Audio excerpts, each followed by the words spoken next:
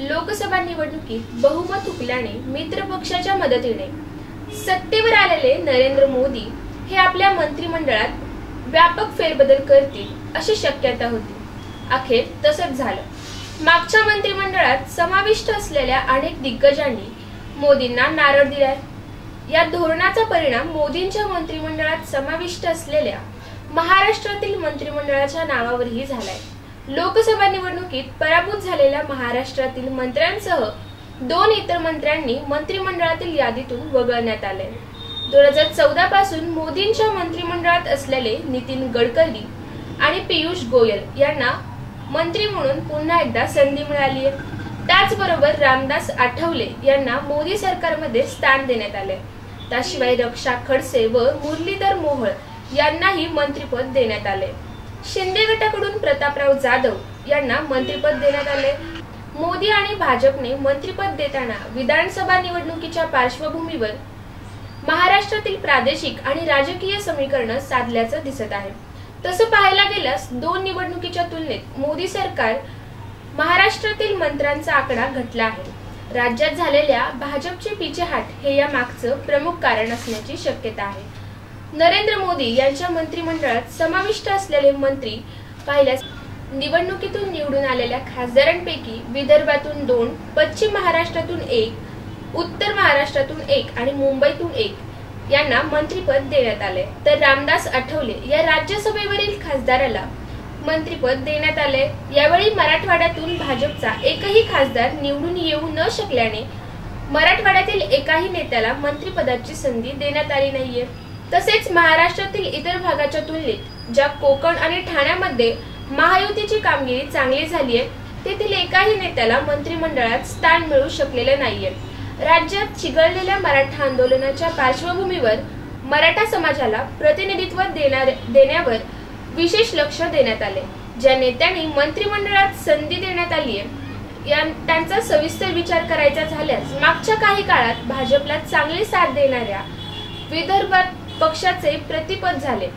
त्यामुळे आगामी विधानसभा निवडणुकीत यश मिळवण्यासाठी पक्षाला विदर्भात चांगली कामगिरी करावी लागणार आहे। या पार्श्वभूमीवर भाजपाकडून ज्येष्ठ नेते नितीन गडकरी यांना पुन्हा एकदा मंत्रिमंडळात स्थान देण्यात आले। तर नितीन गडकरी हे मोदींचे प्रतिस्पर्धी असल्याने त्यांना मंत्रिपद दिले जाणार नाहीये अशा भावना उठवण्यात आल्या होत्या। मात्र मोदींच्या नेतृत्वाखाली सरकारमध्ये गडकरीचा समावेश करण्यात आला आहे। एवढंच नाही तर शपथविधीवेळी राजनाथ सिंह आणि अमित शहा यांच्यानंतर यांना संधी देण्यात आली आहे। गडकरींचे स्थान मोदी सरकारमध्ये वरचं आहे असे संकेत देण्यात आले। नितीन गडकरी प्रमाणे शिंदे यांच्या शिवसेनेकडून विदर्भातून निवडून आलेल्या प्रतापराव जाधव यांना मंत्रिपद देण्यात आले। यंदा सुरू असलेल्या मराठा आरक्षण आंदोलनाच्या पार्श्वभूमीवर प्रतापराव जाधव हे अत्यंत प्रतिकूल परिस्थितीमध्ये बुलढाणा सारख्या समाजाचे प्रगल्भ असलेल्या मतदारसंघातून विजयी झाले। त्यामुळे त्यांना संधी दिल्याने या भागातील नाराज मराठा समाज काही प्रमाणात आपल्याकडे वळवता येईल असा अंदाज आहे। मात्र अजित पवार गटाने आपल्या वाटेला आलेल्या राज्यमंत्रीपद नाकारल्याने राज्यातील महायुतीमध्ये वादाची बीज अंकुरण्यात येत आहेत। शपथ घेतलेल्या मोदी सरकारमध्ये 3 नेते म्हणजे पीयूष गोयल यांना यावेळी मुंबई उत्तर मतदारसंघातून संधी देण्यात आली आहे। तसेच त्यांनी मोठ्या मताधिक्याने विजय मिळवला।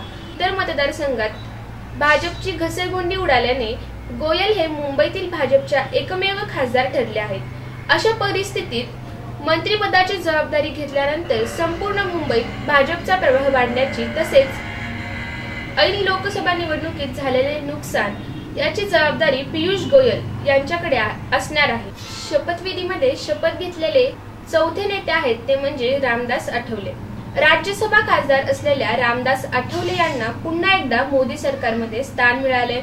यंदाच्या लोकसभा निवडणुकीत काँग्रेसकडून भाजपात घटना बदलणार असल्याची तसेच आरक्षण काढून घेणार असल्याचे आरोपांचा परिमल करण्यात आला होता।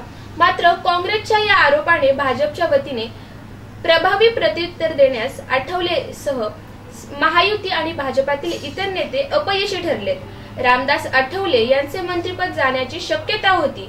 काही महिन्यावर आलेल्या विधानसभेची निवडणूक तोंडावर असताना आठवले सारख्या नेत्यांना मंत्रिपद नाकारले असताना आधीच आपल्यावर नाराज असलेले मागासवर्गीय समाज आणखीन वेगाने दूर जाईल ही भीती मनात असल्याने रामदास आठवले यांना संधी देण्यात आली आहे। दुसरी महत्त्वाची बाब म्हणजे आठवले यांच्यासारखा मागासवर्गीय समाजातील नेता हा भाजपकडे पुन्हा नाहीये।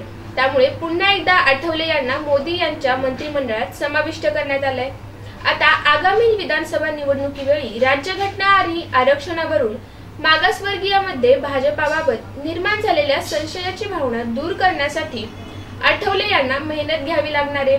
याशिवाय मोदी सरकारमध्ये महाराष्ट्रातील आणखीन 2 नेत्यांना संधी देण्यात आली आहे। त्यामधील पुण्यामधील मुरलीधर मोहोळ आणि रक्षा खडसे यांचा समावेश आहे। पुण्यामधील मुरलीधर मोहोळ यांना देण्यात आलेल्या मंत्रिपदामुळे अनेकांना आश्चर्याचा धक्का बसलाय। पहिल्यांदाच खासदार बनलेल्या मुरलीधर मोहोळ यांना मोदींच्या मंत्रिमंडळात संधी मिळाली आहे याचा अंदाज कोणीही बांधला नव्हता। 6व्या मंत्री आहेत रक्षा खडसे। मतदारसंघातून मोठ्या मताधिक्याने विजय मिळवलेल्या व पहिल्या महिला मंत्री असलेल्या रक्षा खडसे यांना मोदींच्या सरकारमध्ये मंत्री म्हणून स्थान देण्यात आले। जळगाव मधील भाजपाची कामगिरी सुद्धा चांगली होती। त्यामुळे या भागावरील पक्षाचे वर्चस्व कायम राखण्याच्या दृष्टीने रक्षा खडसे यांना संधी देण्यात आली आहे। त्याबरोबरच मंत्रिमंडळात समाविष्ट झालेल्या त्या एकमेव महिला नेत्या आहेत। अशाच नवनवीन अपडेटसाठी प्रज्ञान या चॅनलला लाईक करा, सबस्क्राईब करा आणि कमेंट करा।